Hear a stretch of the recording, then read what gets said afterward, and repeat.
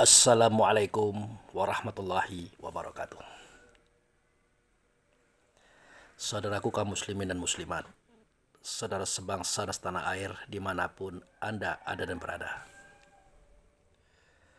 Berjumpa kembali dengan saya Abu Fikri dalam rangka kebaikan dan kebenaran menuju jalan selamat, yaitu Allah dan Rasulnya.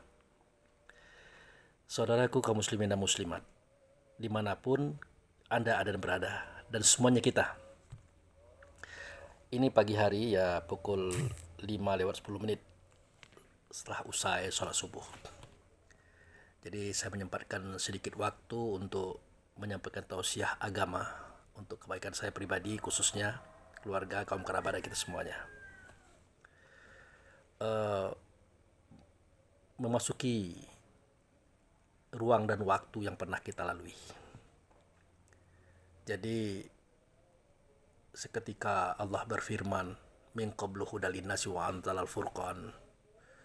Sebelum kami ataupun aku menurunkan hudal linnas, petunjuk bagi manusia, terlebih dahulu aku turunkan kepada kami itu Furqan.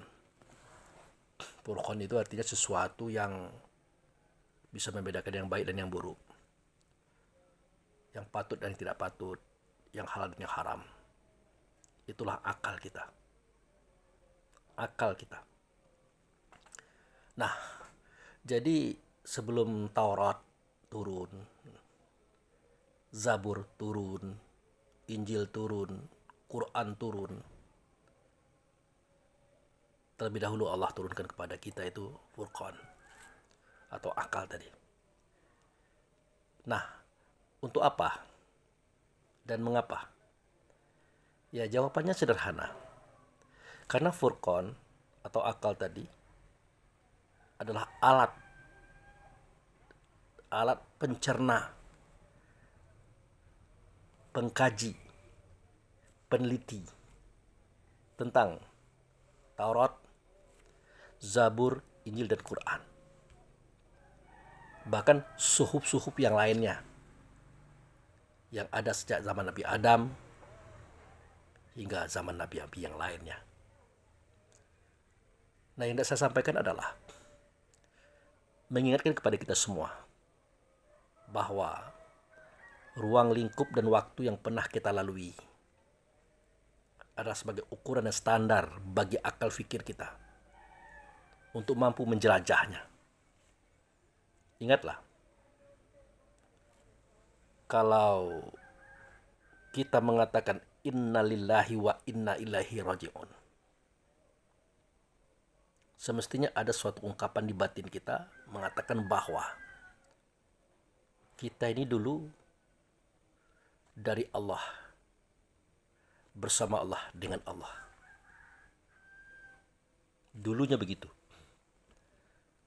Makanya dalam struktur nama yang kita miliki, yang diberikan oleh Allah dan Rasul untuk kita, menunjukkan betapa itulah sebuah kebenaran. Artinya sesuatu yang mutlak, yang tidak bisa dibantah. Ingat, nama pertama kali adalah Nur. Nur ala Nur, Nur dilindungi Nur, Nur diliputi Nur. Artinya ada Allah sebagai Nur, ada Muhammad sebagai Nur Allah, ada kita sebagai Nur Muhammad. Dan kita adalah Nur, kita adalah cahaya. Makanya seketika pernyataan ini dibantah oleh saudara kita dari MUI Kota Bengkulu, dikatakannya paham ini adalah paham Sufi atau Syiah. Padahal bukan. Kita saksikanlah seketika orang sudah ditinggalkan oleh rohnya. Dalam bahasa lainnya, orang meninggal. Adakah cahaya pada tubuhnya? Adakah sinar pada tubuhnya? Ya tidak lagi lah. Semuanya memudar. Semuanya pucat. Semuanya tidak semarak lagi. Karena nur itu sudah tidak ada lagi di tubuh. Cahaya itu sudah tidak ada lagi di tubuh. Maka ini bukan paham, tetapi sebuah kenyataan yang real, fardhu ain hukumnya. Begitu. Nah, kembali kepada cerita kita tadi. Allah itu nur, Muhammad itu adalah nurnya Allah, kita adalah nur Muhammad. 4 pasal yang dijadikan daripada Muhammad. Bumi yang diberkati, itu negeri Bakkah. Ingat, Bakkah bukan Mekah. Aras di bumi atau Baitullah. Surga neraka, rasa diri kita. Dan mukmin. Jadi negeri yang diberkati, aras di bumi, surga neraka, mukmin, semuanya adalah nur Muhammad. Nah, itu tidak bisa dibantah. Seketika kita berkata mukmin, tidak banyak orang yang tahu pengertian mukmin ini sebenarnya bukan roh manusia saja, tetapi roh langit, roh bumi, roh isi langit, roh isi bumi, termasuk roh kita. Karena seketika terjadinya kita bernama mukmin, itu kan dari nur dulu. Seketika kita terserpih, terzohirkan, terbangkitkan daripada Muhammad, maka nama kita nur. Nah, seketika kita menyaksikan Allah yang tidak nyatakan Allah, melainkan Muhammad, maka nama kita mukmin. Nah, kalimat nama kita mukmin itu bukan hanya untuk roh manusia, juga roh langit, roh bumi, roh isi langit, roh isi bumi, roh semuanya. Bahkan jiwa kita juga itu tadinya adalah ruh. Tadinya adalah ruh. Nah, seketika dia berkata, alastu birabbikum. Adakah tidak aku ini dengan Tuhan kamu? Maka kita saksikan Allah. Tapi tidak nyata Allah, melainkan nyata dia. Makanya kita berkata, bala syahidna. Benar kami menyaksikan. Menyaksikan apa? Menyaksikan engkau dengan Tuhan kami. Makanya semua mukmin, semua ruh waktu itu sujud kepada Allah. Yang nyata adalah dia. Dia Muhammad itu, saudara. Maka berkatalah kita, tidak ada zat, tidak ada sifat, tidak ada nama, tidak ada perbuatan kecuali Allah lah dianya. Jadi zat, sifat, nama, perbuatan adalah Allah dianya. Ada kalanya Allah itu adalah zat. Ada kalanya Allah itu adalah sifat. Ada kalanya Allah itu nama. Ada kalanya Allah itu adalah perbuatan. Itu harus kita pahami itu. Nah, seketika semua itu dinyatakan pada diri yang satu, namanya Muhammad. Maka waktu itu Allah tidak nyata adalah Muhammad. Jadi suara Allah, kata Allah, perbuatan Allah tidak nyata lagi, melainkan nyata pada Muhammad. Nah, waktu itulah Muhammad berkata, alastu bi rabbikum. Adakah tidak aku ini dengan Tuhan kamu? Maka kita jawab, bala syahidna. Benar engkau dengan Tuhan kami. Itulah asal muasal kenapa kita bersyahadat dengan syahadatain ini. Aku bersaksi tidak ada zat, tidak ada sifat, tidak ada nama, tidak ada perbuatan kecuali Allah lah dianya. Tetapi tidak Allah yang kulihat, tidak Allah yang kuhadapi, tidak Allah yang kudengar, melainkan utusannya bernama ia dengan nama Muhammad. Kenapa Allah mengutus? Tidak langsung dia saja yang nyata pada kita. Tidak mampu kita untuk mencapai Allah. Tidak mampu. Dimensi kita hanya sebatas di bawah Muhammad. Karena kita tidak terzahir daripada Allah langsung. Bahkan zahir kita melalui Muhammad. Muhammad itu zahir melalui Allah. Itu alasannya. Maka seketika Allah berkata melalui Muhammad, wala tafakaru fi zatillah, tafakaru fi sifatillah. Janganlah kau berpikir tentang zat Allah, tapi pikirkanlah sifat Allah. Artinya Allah sudah membatasi dimensi pemikiran kita sebatas sifat Allah. Itu adalah Muhammad, saudara. Nah, di sini kelihatan ruang liputan kemampuan kapasitas akal fikir kita. Dia masih mampu menceritakan Allah itu melalui Muhammad. Batas yang paling tinggi perjalanan kita menuju Allah sebatas Muhammad. Itulah seketika kita bertemu dengan Allah dalam sholat.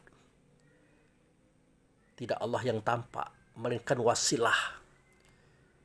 Ati Muhammadani wasilah wal fadilah. Hadirkan engkau ya Allah Muhammad tuh. Dan fadilah-fadilahnya untukku. Di makom mahmudah. Pada makom mahmud.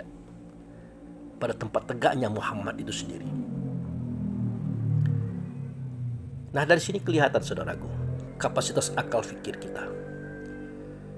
Daya jangkau akal fikir kita. Sebegitu tingginya. Nah, makanya nanti akan saya ceritakan. Nah, seketika kita bernama Nur berubah menjadi mukmin, lalu seketika kita ditiupkan ke dalam tubuh, nama kita ruh. Seketika kita terpari, nama kita insan. Seketika kita menampung persoalan, nama kita akal. Seketika kita mencari solusi untuk penyelesaian daripada yang kita tampung, nama kita fikir. Seketika kita menimbang manfaat dan mudaratnya berapa persentasenya, nama kita hayal. Seketika kita merangkum, nama kita paham.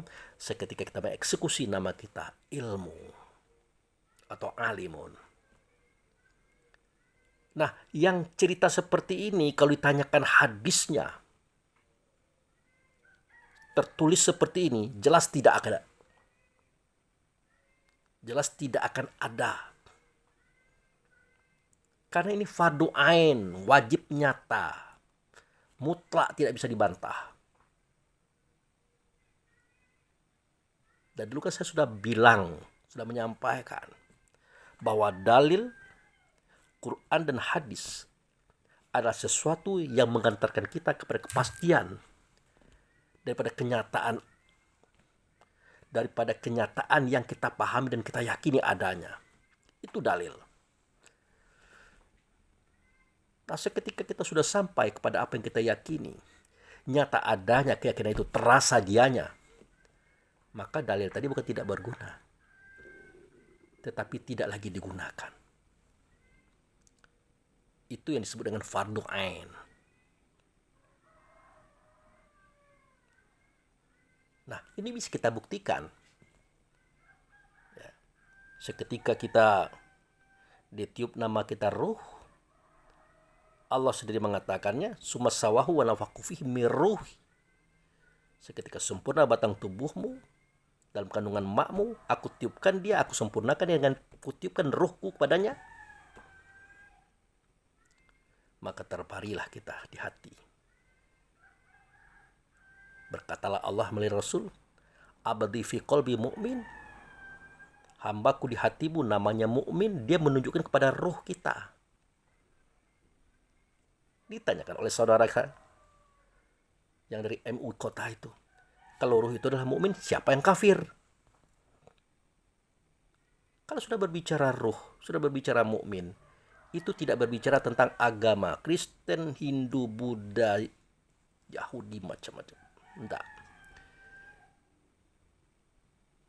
Ya. Bukan itu yang diceritakan. Kalau roh itu adalah mukmin, yang kafir itu adalah manusia, kata Allah dan Rasul. Innal insana li rabbih lakanut. Yang kafir itu adalah manusia. Nah, ayat ini muncul setelah surat At-Tagabun ayat 2. Wallazi khalaqakum faminkum kafiru wa minkum mu'minun innahu ya'lamu bima ta'maluna. Dia menjadikan batang tubuhmu yang satu. Padanya ada yang kafir, padanya ada yang beriman. Sesungguhnya dia mengetahui apa yang kamu buat.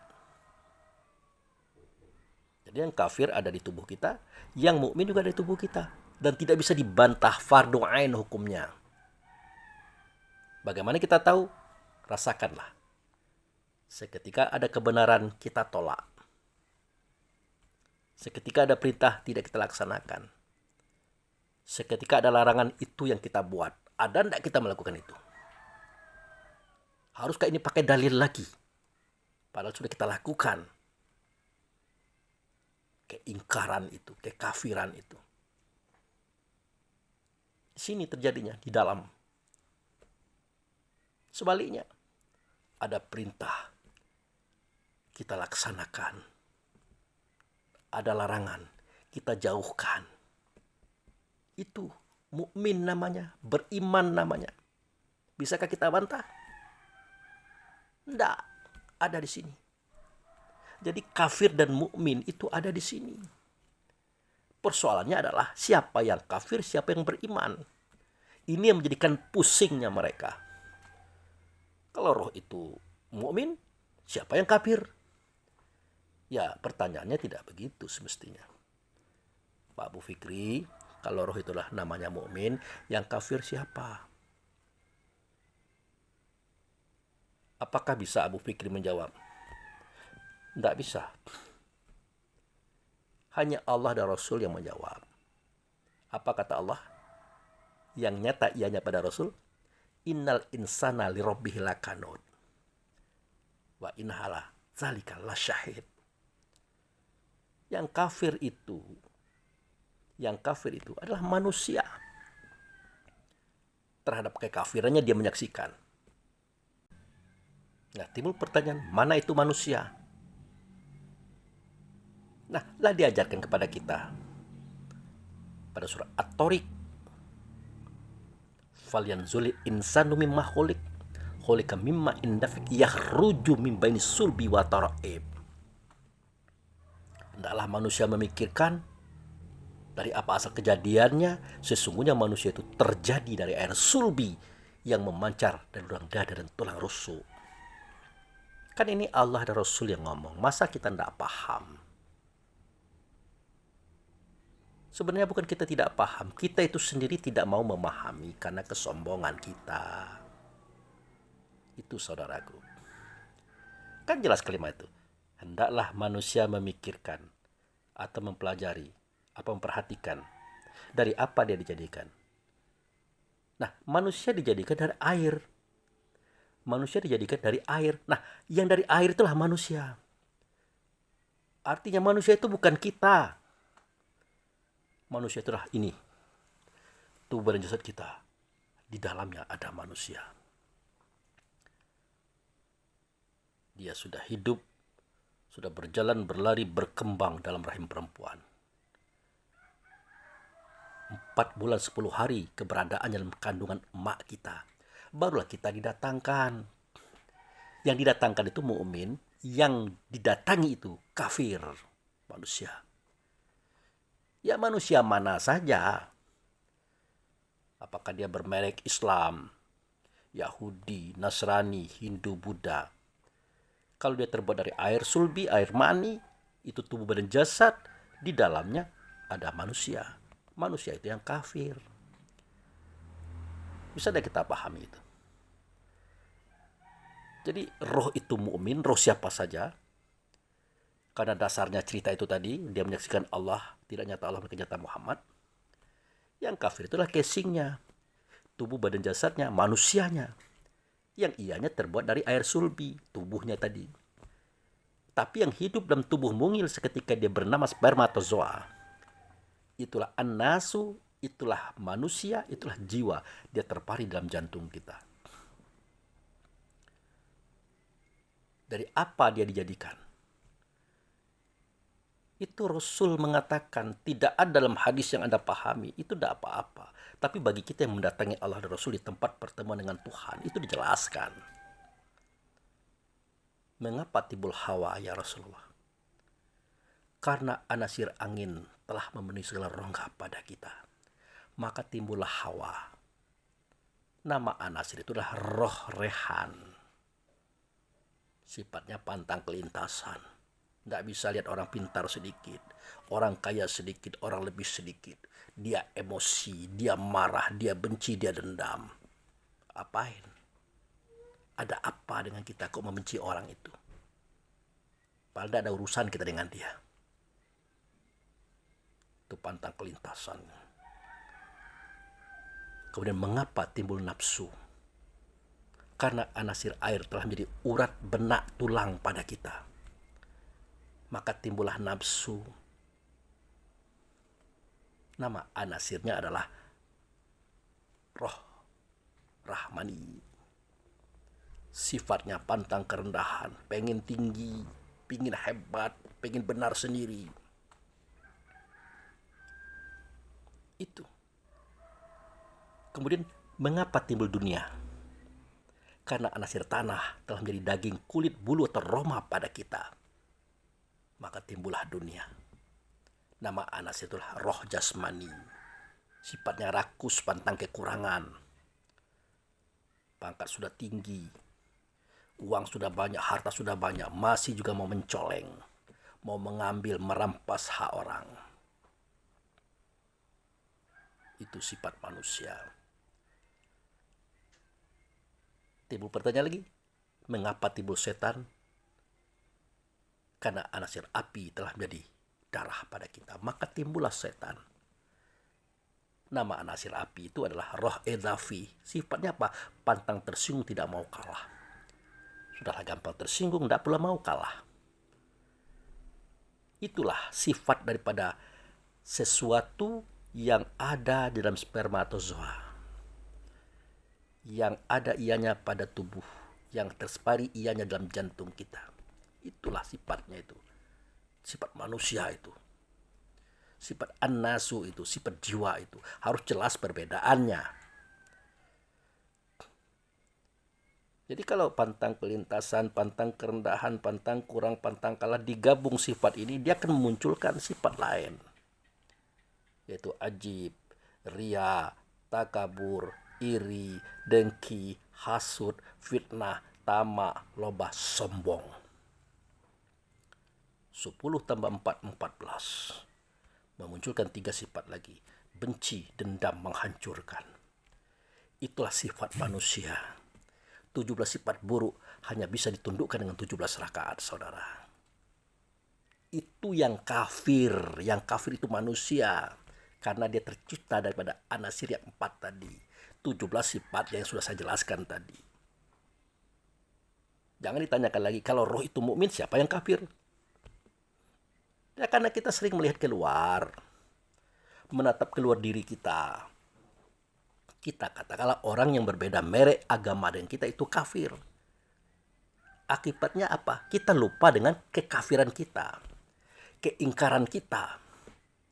Kita membenci orang, kita iri dengki kepada orang, kita memfitnah orang, kita pikir kita Islam juga. Oh tidak. Kita sudah kafir, saudara. Kita sudah mengingkari kebenaran Tuhan, mengingkari kebenaran Rasul yang ada pada orang lain. Selamatkah kita daripada persoalan itu? Oh tidak. Akibat apa? Akibat kita merasa yang berbeda merek dengan kita agamanya, itu kita katakan kafir. Itu perlunya kajian hakikat itu. Nah, itu seketika kita bernama insan itu terpari di hati. Nah, seketika kita menampung persoalan, namanya akal. Itu nama kita. Akal itu nama kita itu.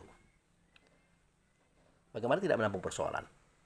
Tahu-tahu dapat informasi anak kita ditangkap polisi. terlibat narkoba. Apa tidak kita tampung? Tidak mungkin, pasti kita tampung persoalan itu. Akhirnya kita mencari solusinya bagaimana, mencari jalan keluarnya bagaimana. Saat itu kita bernama dengan fikir. Ini pengalaman kita yang saya ceritakan ini. Bukan baca buku, pengalaman kita. Kalau Anda, saudaraku dari kaum intelektual MUI, mempertanyakan itu menandakan kita tidak melihat ke dalam. Kan sudah saya jelaskan, seketika kita mendengar informasi anak kita ditangkap polisi terlibat narkoba, pasti kita tampung kan? Nah, akhirnya kita mencari solusinya, jalan keluarnya bagaimana. Pasti kita berpikir kan? Lalu kita menimbang manfaat mudarat. Itu yang disebut dengan khayal. Setelah kita yakin dengan apa yang kita terima, yakin dengan apa yang kita pikirkan, yakin dengan apa yang kita timbang, nama kita paham. Nah, barulah kita yakin untuk mengeksekusi apa yang kita inginkan. Nama kita adalah ilmu atau alimun. Nah, haruskah saya membawa Quran dan hadis untuk menjadikan ini sebagai dalil? Sedangkan pekerjaan ini adalah pekerjaan kita yang real kita lakukan setiap hari, yang kita alami setiap hari. Ini yang disebut dengan ilmu tasawuf, yang tidak ada bantahan padanya. Ini yang disebut dengan fardhu ain, wajib nyata, wajib terlihat adanya. Jadi benarlah nama kita itu adalah nur, mukmin, ruh, insan, akal, fikir, hayal, paham, dan ilmu. Itu hanya nama kita yang berbeda-beda karena fungsi. Sama dengan ini rambut, ini alis, ini bulu mata, ini kumis, ini jenggot, dan macam-macam itu. Padahal bendanya rambut juga. Tetapi karena berbeda posisi dan fungsi, maka berbeda pula nama-namanya. Begitu, saudaraku. Nah, kembali kepada kita cerita tentang fungsi akal tadi ya. Kapasitas akal kita itu mencapai Muhammad di alam sana. Makanya di Al-Quran dijelaskan wa'iz, wa'iz, wa'iz. Dan ingatlah, dan ingatlah, dan ingatlah. Allah dan Rasul meminta kita mengingat kembali apa yang mau diingat. Apa? Ya perjalanan itu. Perjalanan kita dari Allah yang nyata Muhammad tadi. Wa iz akhaza rabbuka min bani adam min zuhurihim. Wa iz akhaza, dan ingatlah seketika. Nah itu dia. Disuruh kita mengingat. Berarti kita pernah mengalami peristiwa itu. Pernah ada di situ. Kemudian ingatlah seketika Ibrahim berkata kepada ayahnya. Disuruh lagi kita mengingat. Mengapa? Ada apa? Karena kita tahu cerita itu. Kita tahu kisah itu. Kemudian ingatlah seketika Musa. Disuruh lagi mengingat. Kemudian ingatlah seketika Isa. Disuruh lagi mengingat. Jadi ungkapan Allah dan Rasul menyuruh kita mengingat, menunjukkan kepada kita bahwa dimensi akal fikir kita sudah pernah di satu posisi yang hari ini kita anggap tidak mungkin bisa kita pikirkan. Padahal bukan itu persoalannya. Karena kita tidak mau membuka cakrawala pemikiran. Akal itu sendiri yang tidak kuat. Akal itu sendiri yang lemah. Kenapa? Karena kita berada di lingkungan yang bukan intelektual. Yang bukan bergerak di bidang pelajaran dan pendidikan. Makanya berkali-kali kita katakan kepada semua kita, tolonglah kita baca buku, ajak orang berdiskusi, perhatikanlah kata-kata orang lain, dengarkan ceramah orang lain. Itu akan menambah khazanah kekayaan akal kita. Apakah untuk kita pegang? Oh tidak. Yang kita pegang adalah prinsip kita, pemahaman kita, pendapat kita, tetapi tetap didukung oleh data-data orang lain. Itu gunanya kita sekolah SD, SMP, SMA, perguruan tinggi, S1, S2, S3, profesor. Untuk memperkuat akal fikir itu. Supaya dia bisa naik ke langit. Supaya dia bisa menjangkau kisah dan cerita yang pernah dia lalui dulu. Batasnya adalah ketika kita bertemu dengan Muhammad, wujud serta Allah di tempat itu. Maka wajar Albert Einstein mengatakan bahwa nilai akal fikir manusia itu 100%. Tetapi yang maksimal digunakan baru 15%. Baru 15%. Berarti 85% belum digunakan akal kita ini. Nah, disitulah ruang liput kita untuk bernuansa, untuk merenung, untuk berjalan menuju alam fikir tadi. Yang kita pikirkan adalah sifatullah tadi, Muhammad tadi. Bagaimana perjalanan menuju ke sana? Itu gunanya kita bersekolah, kita belajar, berpendidikan. Begitu. Pak Abu Fikri, kami tidak sekolah, ini bagaimana? Enggak apa-apa. Yang penting mental adalah mental anak sekolahan. Apa contohnya? Mau membaca buku, mau mendengar pendapat orang, mau mendengar ceramah orang, mau studi banding, meneliti begini begitu, tidak apa-apa. Walaupun kita tidak SD sama sekali, tapi dengan catatan kita bisa melaksanakan itu, tidak apa-apa. Karena banyak orang sekarang yang sarjana sekalipun, S3, bahkan profesor, ternyata dia bukan sarjana, apalagi profesor. Loh, kenapa begitu Pak Abu Fikri?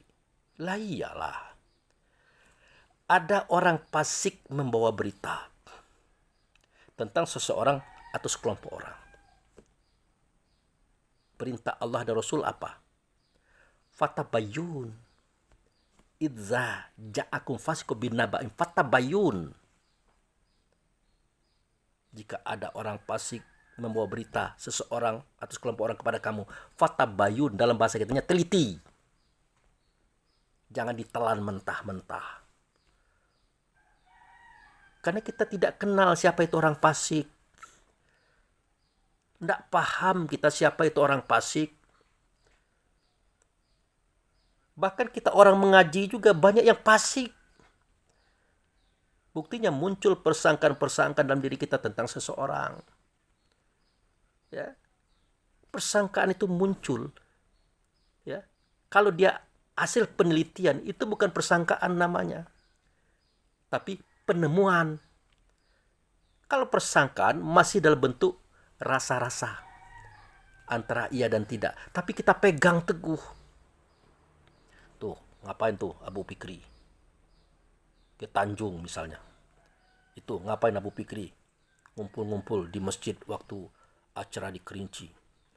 Ngapain? Loh, pertanyaan itu jangan hanya sebatas itu. Teliti. Temui Abu Fikri itu. Tanyakan apa persoalannya. Nanti kan dijelaskan. Nah, selama kita tidak mengadakan penelitian, kita berada pada posisi bersangka-sangka dan kita pegang teguh persangkaan itu, itulah kefasikan. Itulah kefasikan. Karena orang fasik itu, saudaraku, itulah orang yang mendapat berita dari orang ke orang. Dia sampaikan pula kepada orang tanpa ada sedikit pun penelitian melalui akar fikirnya, melalui pemahamannya. Itulah orang fasik. Terserah apakah dia kiai, ulama, ustadz, guru. Kalau itu yang dia kerjakan, maka orang itulah orang fasik. Bukan kita tidak menghargai ustadz kita, guru kita, kiai kita, ulama kita. Bukan kita tidak hargai. Hanya karena kita meneliti kebenaran omongan dia. Karena ini perintah Allah dan Rasul. Kita harus lebih mengutamakan Allah dan Rasul ketimbang guru kita, ustadz kita, kiai kita, kalau dia membawa berita. Makanya kalau seorang yang sarjana itu sebenarnya adalah orang yang mampu bertabayun, mampu meneliti. Ini kita sudah profesor, udah S3, S2, S1, udah berpendidikan, pemuka masyarakat. Dapat informasi tentang Abu Fikri, tentang Jamiatul Islamiyah, mulai kita kasak kusuk menceritakan ini dan itu tanpa ada tabayun, tanpa ada penelitian. Batallah profesor Anda, batallah kesarjanaan Anda, batallah ketokohan Anda, karena Anda tidak mampu bertabayun atau meneliti. Makanya saya katakan sarjana itu adalah orang yang mampu memahami sesuatu melalui hasil penelitian. Ada informasi, tangkap. Ada data, tangkap. Ada fakta, tangkap. Kalau perlu didatangi, dicari data dan fakta itu. Kemudian dikumpulkanlah fakta dan data itu. Apakah itu fakta tertulis, kata orang ke kata orang, kata pelaku sejarah, dikumpulkan. Disinkronkan data-data tadi. Setelah sinkron, baru kita adakan penelitian. Beda mencari data dan fakta, info, itu bukan penelitian, itu bahan penelitian. Harus paham kita itu. Itu bukan penelitian, tetapi bahan penelitian. Bahan untuk kita meneliti. Ya, fakta, data, info, itu adalah bahan penelitian. Bahan untuk kita meneliti. Berdasarkan inilah kita mengadakan penelitian. Nah, penelitian ini bahasa lainnya adalah mengklarifikasi antara data dengan kenyataan. Ya, mengklarifikasi antara data dan kenyataan. Hasilnya itulah yang disebut dengan temuan, pencapaian yang bisa kita pertanggungjawabkan di hadapan diri kita, di hadapan orang lain, di hadapan Allah dan Rasul. Tinggal kita timbang manfaat mudaratnya itu berapa persen. Kalau manfaatnya itu besar daripada mudaratnya, ya katakanlah 100% itu, ternyata manfaatnya 70%. Mudaratnya 30%. Laksanakan. Mantap, laksanakan. Tapi kalau mudaratnya 60%, manfaatnya 50%, 10% adalah mudarat, sebagusnya kita pertimbangkan, saudara. Untuk kita floor, untuk kita buka di hadapan diri kita, orang tertentu dan umum. Itu sarjana. Maka saya katakan Anda tamat Mesir, Libya, Madinah, Kairo atau apa tadi, bagus. Anda belajar tinggi-tinggi, hebat. Tetapi kehebatan Anda itu diukur dari sisi pencapaian Anda. Diukur dari hasil penelitian Anda terhadap sesuatu yang Anda persoalkan. Tapi kalau pencapaian Anda, hasil penelitian Anda tidak menunjukkan keilmuan Anda, maka batallah keilmuan itu. Batallah gelar itu. Itu maksud saya. Nah, kemudian lagi perlu kita pahami. Orang yang terbaik di antara kalian, kata Rasulullah, adalah orang-orang yang bermanfaat bagi orang lain, bagi orang banyak. Kita tidak bisa membanggakan kita sekolah di luar negeri, gelar kita profesor, doktor, sarjana, selama pencapaian kita belum sama dengan orang-orang lain yang kita katakan salah dan keliru. Itu ukurannya itu. Orang sudah terkenal seluruh Indonesia, orang sudah berkarya, orang sudah mampu membentuk opini umat seluruh Indonesia.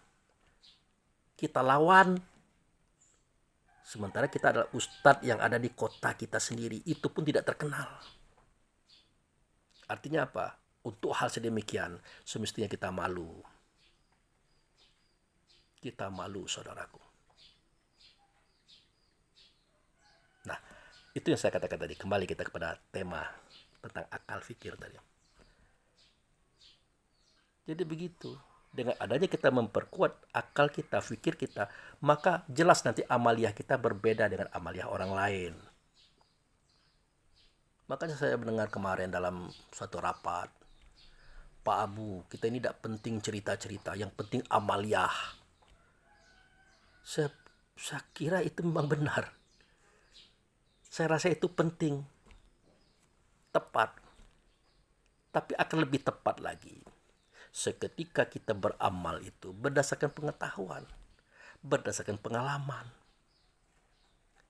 Maka saya katakan, sebelum berdakwah kita amalkan dulu apa yang kita dakwahkan. Itu benar saya bilang. Tetapi yang disampaikan ini bukan cerita, tetapi pengalaman saya. Kalau sudah pengalaman yang disampaikan, bagaimana lagi cara mengamalkannya? Ya kalau pengalaman kan pasti amalan. Ya kan? Nah, itu yang disampaikan. Tinggal Anda sudah mengamalkan atau belum apa yang Anda ketahui. Begitu. Sebenarnya sedikit saja saudaraku, untuk memahami seseorang itu, memahami atau tidak perkataannya, lihat intonasi, cara dia mengatakan. Adakah keraguan daripada cara-cara itu? Wah, itu belum tentu benar menurut Allah dan Rasul. Kita jangan berbicara itu. Ya, jangan berbicara seperti itu. Kita tampilkan manusia yang paling benar di dunia ini. Yang paling hebat, terkenal kebenarannya. Katalah ulama besar. Seketika kita hadapkan dia kepada Allah dan Rasul, maka kebenarannya dia miliki itu tidak ada arti apa-apa. Jangan-jangan semua itu salah semua di hadapan Allah dan Rasul. Ya, jangan-jangan semua itu adalah salah semua menurut Allah dan Rasul. Jadi kebenaran itu kan nisbi menurut pandangan kita. Allah toleransi, Rasul toleransi. Kalau itu memang kamu anggap benar, silakan saja. Walaupun menurut Allah dan Rasul sebenarnya itu salah. Silakan saja, teruskan mencapai kebaikan-kebaikan. Teruskan mencapai kebenaran-kebenaran. Karena itu proses. Tidak akan disalahkan kamu oleh Allah dan Rasul. Karena Allah dan Rasul tahu bahwa proses itu bermula daripada yang tidak, baru menjadi ada. Bermula daripada bodoh, baru kita bisa pintar. Bermula daripada tidak tahu, baru kita tahu dan mengerti. Allah dan Rasul paham itu, tidak usah diajarkan. Itu saya katakan tadi. Jadi orang yang paling benar sekalipun dihadapkan kepada Allah dan Rasul, tidak ada apa-apanya. Jangan-jangan salah semua itu. Makanya Allah dan Rasul berkata, boleh jadi menurut kamu itu benar, tapi menurut Allah dan Rasul itu salah. Boleh jadi menurut kamu itu salah, tapi menurut Allah dan Rasul itu benar. Dan ini kan pernah ditunjukkan kepada kita kisah-kisahnya itu. Kisah-kisahnya itu. Kisah Nabi Musa, ya, kisah Nabi Khidir ketika beliau bergabung berdua itu. Musa menyaksikan Khidir itu membocorkan kapal, membunuh anak-anak, memperbaiki rumah yang tidak diperintah untuk memperbaiki. Semua itu adalah salah menurut Musa. Dan salah juga menurut kita. Tetapi kata Allah, itulah yang benar. Yang salah itu Musa, yang salah itu kamu. Padahal jelas-jelas salah itu, saudaraku. Siapa yang mengatakan membocorkan kapal itu benar? Siapa? Siapa yang mengatakan bahwa membunuh anak di bawah umur itu benar? Siapa? Tidak ada. Tetapi kata Allah, benar Khidir itu. Nah, untuk mengetahui kenapa dia benar, kita cari apa alasan Allah mengatakan itu benar. Oh, rupanya kapal itu mau dirampok orang. Kapal itulah kapal orang miskin, tapi orang baik, beriman, bertakwa, soleh. Dibocorkanlah. Supaya apa? Supaya tidak diambil oleh orang. tidak dirampok oleh para perampok laut. Kan itu tujuannya. Ya. Begitu juga anak kecil tadi dicekek, dibunuh oleh Khidir. Kenapa? Karena ayah bundanya orang baik, orang soleh. Selalu berdoa kepada Allah, ya Allah, satukanlah aku dan istriku di dunia ini, dan satukanlah aku dan istriku di akhirat nanti. Juga begitu anak-anakku. Jangan tersiksa, atau jangan tersisa satupun di antara kami. Semuanya masukkan ke surgamu. Doa itu terus dikumandangkan. Akhirnya zat pencipta takdir pun merubah takdir itu. Masalahnya apa? Tidak ada. Kan Allah yang mengatakan takdirnya begini. Kemudian Allah juga yang merubah. Tidak apa-apa. Urusan Allah itu. Akhirnya dirubahlah takdir itu menjadi baik. Caranya harus mati, harus meninggal dunia sejak dari kecil. Begitu juga rumah yang diperbaiki oleh Nabi Khidir. Tanpa diperintah oleh orang kok dia perbaiki. Ternyata Allah beritahu pada Khidir bahwa itu adalah rumah orang. Orang baik, di bawahnya ada emas, ada perak, ada uang, anak yatim punya. Sekarang ahli rumah dengan anak itu lagi keluar kota. Kalau tidak diperbaiki nanti roboh, diambil orang. Emas tadi, perak tadi, uang tadi. Inilah kajian hikmah, saudara. Mengkaji di balik semua kajian. Makanya kita tidak boleh bersangka buruk kepada Allah, kepada Rasul, dan kepada saudara kita. Yang memang waktu itu kita lihat buruk. Karena dengan buruk itu muncul kebaikan-kebaikan yang pada saat itu kita belum mengerti. Tapi suatu ketika kita akan mengerti kenapa itu terjadi. Itu kajian hikmah, kajian tasawuf yang saya katakan ini. Nah itu saudara-saudaraku. Jadi manfaatkanlah keprofesoran kita, kedoktoran kita, kemagisteran kita, kesarjanaan kita, pengaruh kita di masyarakat sebagai kiai, ulama, ustadz, untuk menjadi seorang sarjana yang sebenar-benarnya, yaitu orang mutabayun. Mutabayun itu artinya orang yang meneliti. Itu. Jadi tidak orang lain, tidak orang pengajian, ya sama saja kalau sifatnya seperti itu. Nah, balik kembali cerita saudara saya tadi itu, yang penting itu amalannya Pak Abu Fikri. Iya, benar. Tapi ingat, amalan itu akan tergantung kualitas dan kapasitasnya dengan akal fikir. Dengan akal fikir.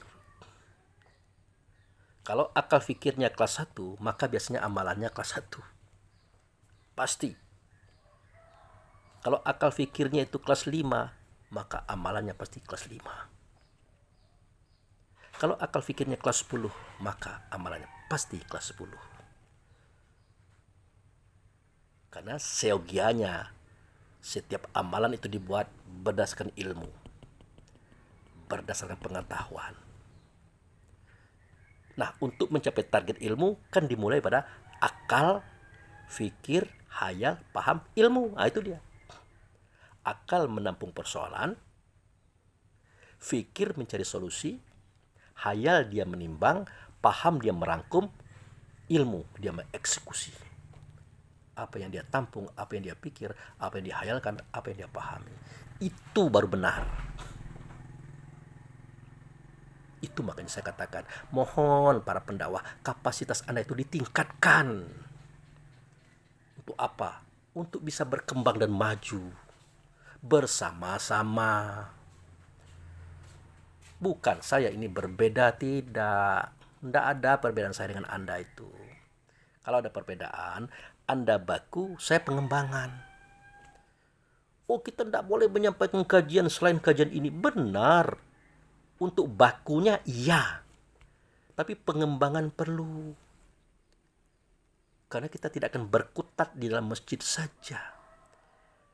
Pasti kita suatu ketika akan keluar masjid, akan menyampaikan kepada orang lain dengan harapan mereka tahu apa yang kita bawa.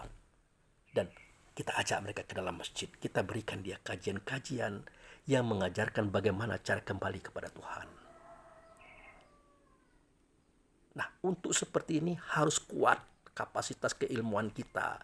Walaupun tidak terlalu kuat, tapi ada. Nah ini tidak kita. Oh, kaji kita ini tidak boleh dibawa keluar. Benarkah itu? Jawabnya benar. Bukan benar begitu. Karena kapasitas kita belum kuat untuk keluar. Itu alasannya kenapa kaji ini tidak boleh dibawa keluar. Nah, berdasarkan itulah kenapa kita adakan pengembangan kajian. Supaya kaji ini tidak kentara, kentalnya. Di luar akan bias dalam bentuk umum, tapi menarik. Menarik, mempesona. Gitu. Nah, kalau dia sudah mempesona kan gampang kita mengajak orang ke dalam. Maka saya katakan berkali-kali, yang berceramah dalam masjid itu bukan pendakwah. Tapi mubaligh, tukang sampai. Yang pendakwah itu memang dia keluar menceritakan tentang apa yang kita pahami dan mengajak orang masuk ke dalam. Itu pendakwah. Gitu saudaraku.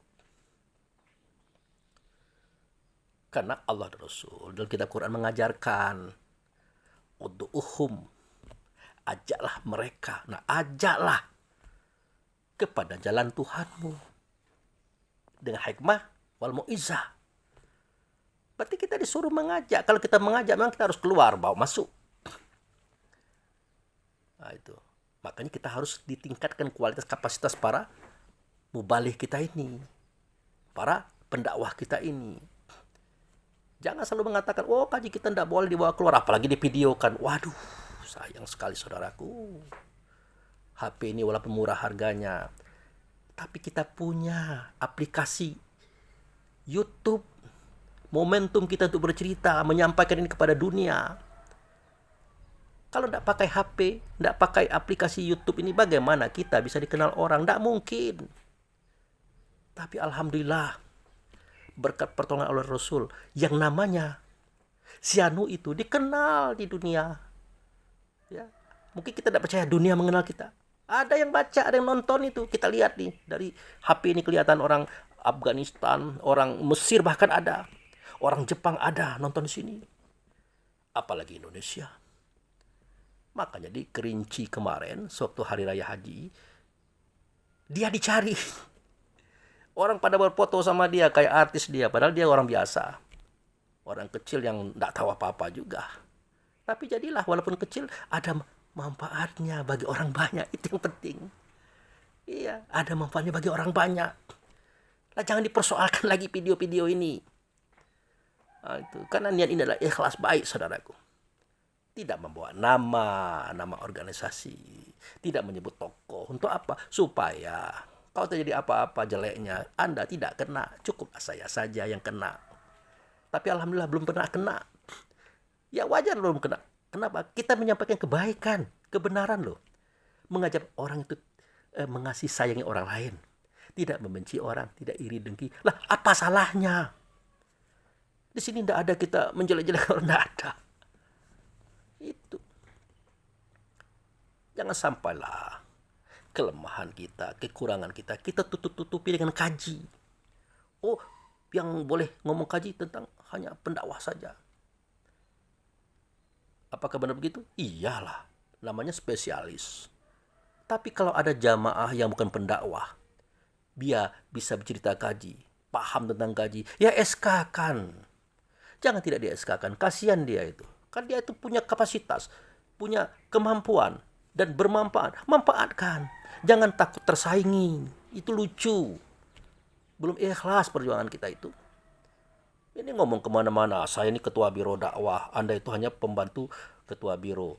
Yang berdakwah itu hanya saya saja. Ngapain ngomong seperti itu? Tidak boleh.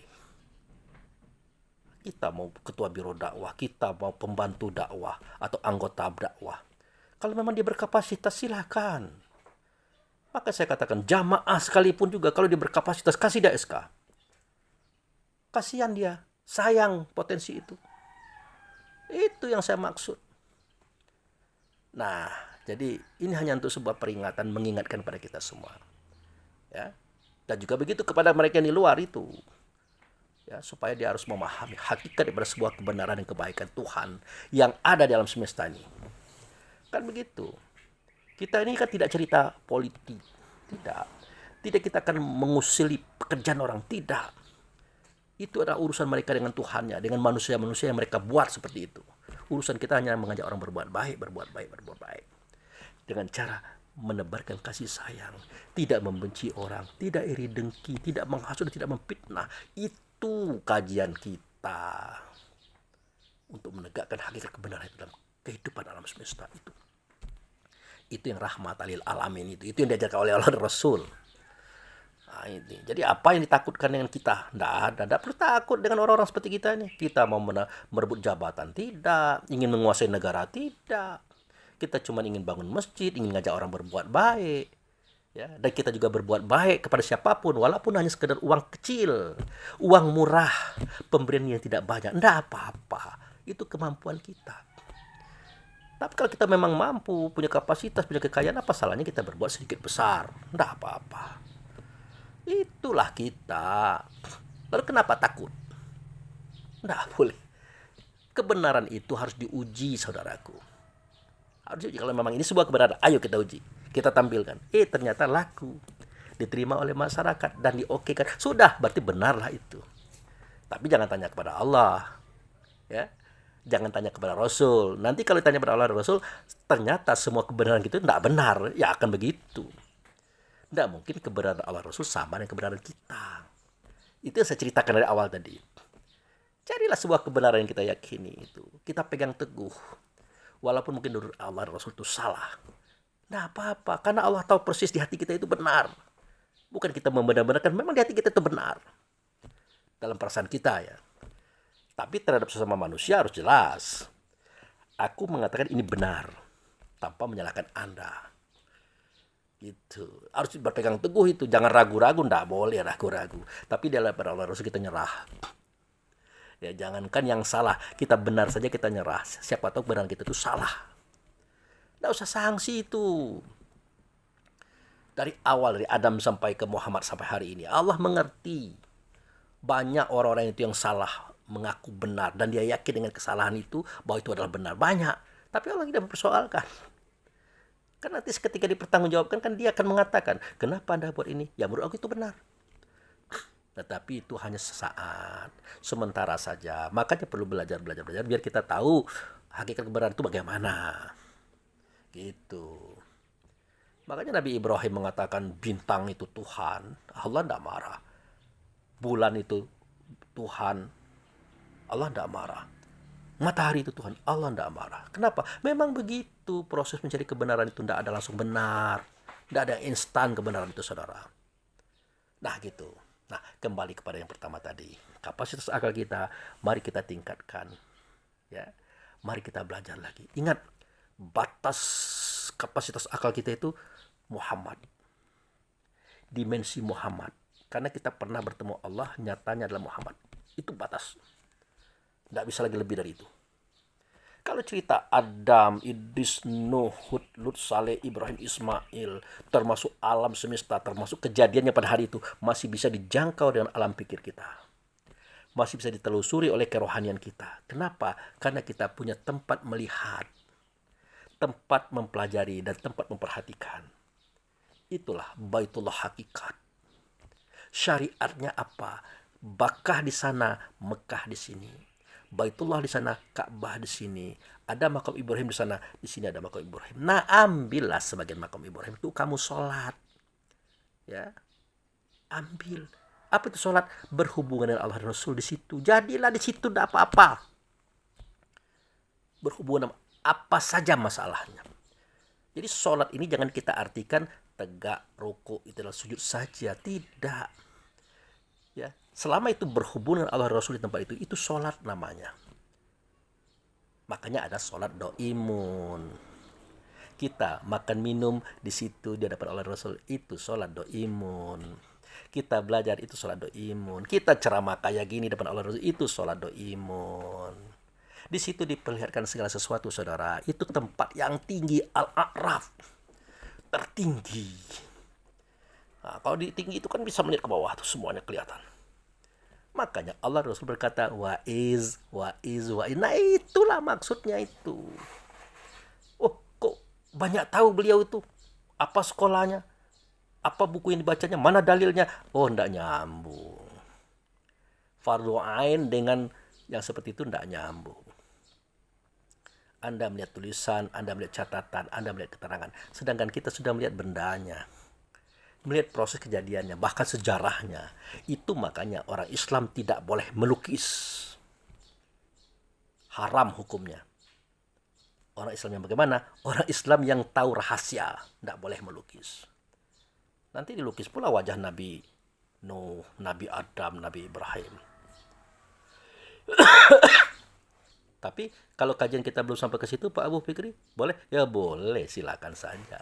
Tidak akan membawa fitnah. Tidak. Jadi harus dijelaskan yang diharamkan kita melukis itu mengharamkan kita melukis apa yang terjadi di situ. Tidak boleh.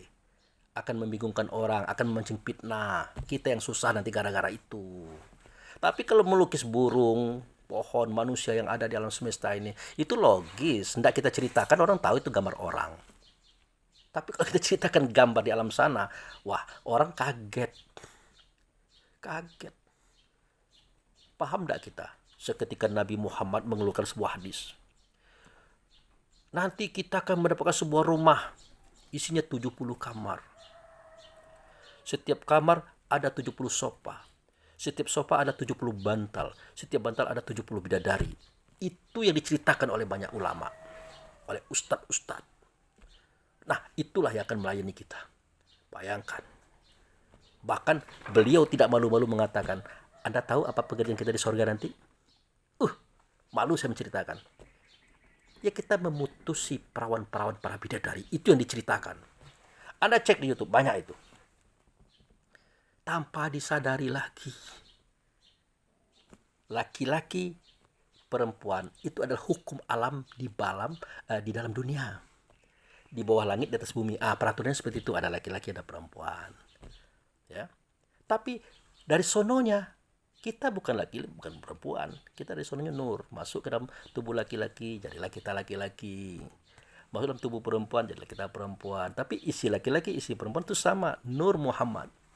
Itulah rasa yang sama. Maka laki-laki dan perempuan itu rasanya sama. Manis kata dia yang laki-laki, manis kata yang perempuan. Pahit kata dia laki-laki, pahit kata yang perempuan. Makanya kita tidak boleh menyakiti orang. Kalau kita berani menyakiti orang, berarti kita tidak punya perasaan dan tidak menggunakan rasa itu. Itu tadi. Sewaktu kita masuk nur ke tubuh laki-laki, ke tubuh perempuan. Nanti kalau kita keluar dari tubuh ini, nur lagi. Nah, kalau sudah nur lagi, apa mungkin kita akan melakukan hubungan seks seperti yang kita ceritakan itu? Tapi ada hadisnya Pak Abu, itu hadis motivasi untuk menyuruh kita semangat beribadah, berbuat baik. Maka dikatakan, wah sorga itu begini, sorga itu begitu. Bahkan yang lebih lucu lagi, di dalam sorga itu ada 4 sungai. Ada sungai madu, sungai susu, sungai air tawar, sungai arak. Apa ini arak? Arak itu minuman yang memabukkan yang biasa diminum oleh orang Arab. Jadi dimasukkanlah cerita itu biar mereka, di situ rupanya ada minuman ya. Di situ ada sungai ya, bisa mancing ya. Di situ ada perempuan cantik ya. Semua itu adalah bahasa Allah Rasul sesuai dengan akal pikir kita hari ini. Tapi kalau kita sudah masuk ke alam sana, Masya Allah, tidak ada lagi cerita itu saudara. Ya, tidak ada lagi, tidak nikmat itu cerita itu tuh. Karena kita sudah bertemu dengan sesuatu yang menjadi sumber nikmat itu sendiri. Sudah bertemu Allah, sudah bertemu Rasul. Maka apa yang dia ceritakan itu tidak menarik. Gitu, jangan ketemu. Makanya ibu-ibu, maaf saja Pak Bu Fikri, kalau cak itulah caronyo, kami tidak masuk surga, mati kami, lanang begitu banyak. Kan dikatakan oleh para ustadz tuh, kalau perempuan itu bidadara lawannya. Kalau laki-laki itu bidadari. Nah, begitu banyaknya bidadari untuk kita lakukan itu. Karena kita laki-laki kan. Kalau perempuan, begitu banyak bidadara untuk menghantam dia. Daripada seperti itu, mendingan kami tidak masuk surga Pak Bu Fikri, mati kami. Kenapa? Ya karena kita tidak berpikir dalam beragama. Kita kira begitu ceritanya. Enggak. Harus paham kita. Kita ini adalah nur, masuk ke dunia, masuk ke tubuh, keluar dari tubuh nanti kita nur lagi. Cerita kita apa? Benarkah surga perempuan minum makan yang enak untuk hari ini biar termotivasi, karena itu yang kita tangkap. Tapi kalau sudah di sono, tidak nikmat lagi itu saudaraku. Yang nikmat itulah bertemu dengan yang menciptakan nikmat, yang membawa nikmat itulah Allah Rasul. Oke, itu sajalah kira-kira ceramah pagi hari ini. Semoga bermanfaat. Saya mohon maaf jika ada salah dan janggal, jika menyinggung perasaan Anda. Tapi inilah sebuah sumbangsi saya kepada kita semuanya, kaum muslimin dan muslimat, serta sebangsa tanah air, apapun agama Anda. Oke? Ya, terima kasih. Wabillahi taufiq wal hidayah. Assalamualaikum warahmatullahi wabarakatuh.